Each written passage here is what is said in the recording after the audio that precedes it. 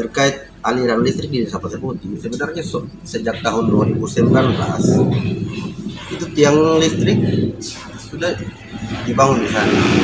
Nah, pada tahun 2020 di Februari kita DPRD Buru Selatan melalui Komisi 2 konsultasi dengan pihak provinsi, dalam hal ini adalah wilayah 9 yang mengakomodir Maluku dan Maluku Utara. Nah, kemudian mereka sampaikan bahwa itu akan dibangun di bulan Oktober 2020. Namun sampai saat ini juga apa yang dikatakan oleh wilayah tidak terrealisasi. Nah, oleh sebabnya mungkin kita dari DPRD Buru Selatan juga sehat dulu akan ke sana dan malah mengkonsultasikan ulang terkait persoalan itu. Tetapi hal ini ketika tidak ditanggapi oleh pihak PLN, dalam hal ini adalah pihak wilayah 9 Provinsi Maluku dan Maluku Utara, ada kemungkinan kita tidak tahu apa yang terjadi di sana.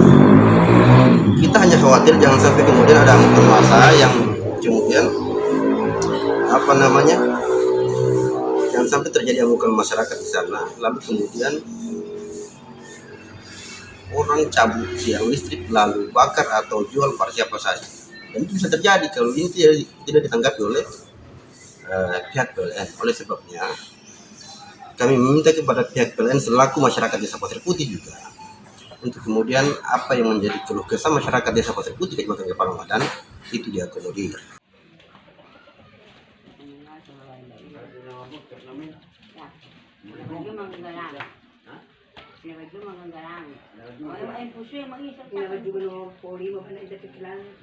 Terima kasih sudah nonton.